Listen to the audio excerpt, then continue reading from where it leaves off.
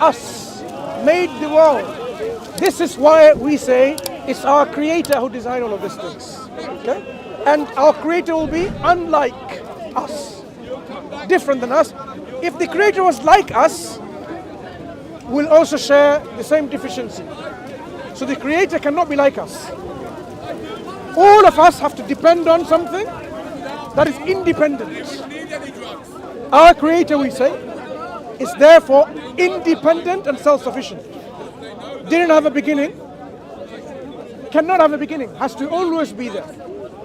So when I ask you, why aren't you a Muslim? Your heart is a Muslim already. Your eye is a Muslim. Your stomach is a Muslim. It follows the way, the law that the Creator put. What it's required from you is you in totality with your soul to say, yes, I am going to willingly submit to my Creator. And at that point, you can say, I am a Muslim. Individual parts of you are Muslim already. Yeah? That's why I asked you, how is your Islam going on? Yeah? Because your heart is doing its job. It's a good Muslim. It's beating.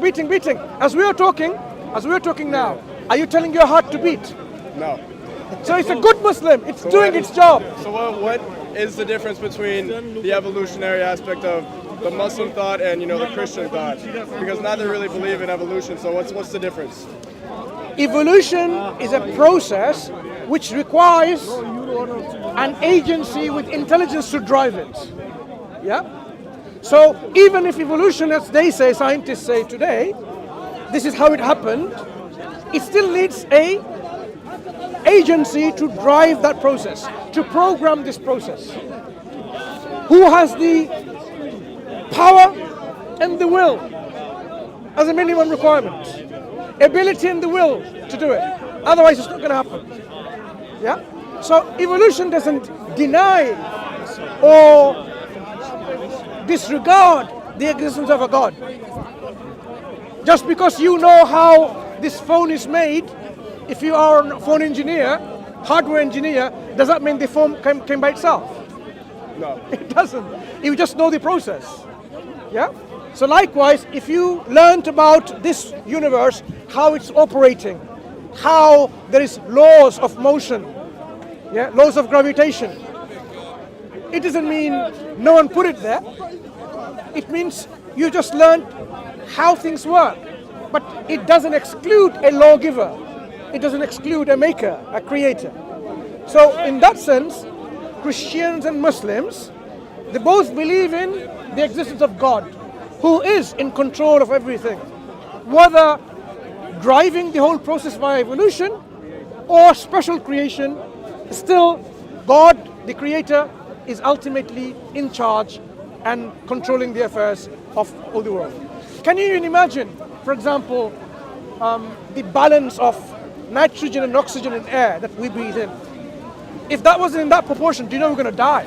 Because we can't have all of this different, like imagine it was just, 0.1% oxygen and just all the rest nitrogen or something else.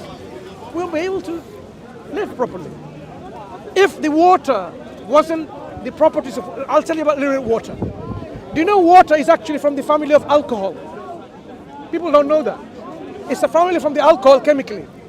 But it goes against the properties of alcohol in various respects. Okay? Yeah. Yeah? So water, even though it's HOH, H2O you've heard? Yeah. H2O means two hydrogen, one oxygen. But it's actually H with OH. Yeah? So if you have alcohol, CH3OH, CH3, CH2OH, all this methanol and ethanol, this is OH family of alcohol. Okay? So it behaves differently. For example, it has a specific temperature of boiling, and it boils and it freezes. After a certain temperature, look what happens. When you go in a frozen area, you see the water freezes at the top. And guess what? There is still water, unfrozen, behind or underneath the ice, so that fishes and aquatic organisms can live. Okay? Amazing. The water, it's, degrees it boils and evaporates and so on, it cools down. It's unlike anything else. This is like precision engineering to make life possible. If the water didn't have that property, life wouldn't even exist. That's why you'll be surprised to hear the Quran talks about that God, the Creator, brought every living thing from water. If it wasn't from water, which act as the medium in which life can thrive, all chemical reactions happen in water. Even for our biology. Without this, you can't have a chemical reaction happening. So life, for example, your cells and everything like this, without water, we won't be living. Even though our life is carbon-based, but you need water. That's why scientists, Jonas, do you know what scientists look for when they want to know whether there was life on Moon, on Mars, or someone else? Water. Were there any signs of water? Yeah. So the Quran talks about this. Quran is a divine guidance, a book that we believe has been given from our Creator, how to live our life and to understand the purpose of our creation. For example, imagine you woke up one day and you saw yourself in a train compartment and no one else is there. So you can see all seats are empty. So you walked and went to the other parts. It's it called glaciers or whatever? It's like tinted. You can't see the other compartment. Okay? So you can't see what's there, who is there on the other one. And it's going straight. So you can't see the train bending to see someone else. So you went backwards. Same thing. Tinted. So you're all by yourself and you're there. You're saying, what am I doing here? I slept last night in my comfortable bed, in my comfy bed, and I'm waking up here. Where am I? What am I doing here? Where am I going? You look outside, it's not familiar anything.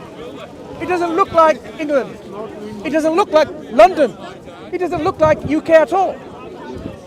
You're going through, everything is frozen, ice. You can see the traces of trees, no leaves, all ice. But you were sleeping when it wasn't frozen winter. It was like January, like 12 degrees today. There is no snow, there is no ice on the ground. And you wake up on this train, you're asking yourself, would you say, oh, who cares? Let me just enjoy, and then you've got your bag, oh, my bag there as well. Oh, nice fruits and sandwiches. You start eating. And then it finished. And then now you're saying, I have no more food left. Are you still gonna not think, how did you get here?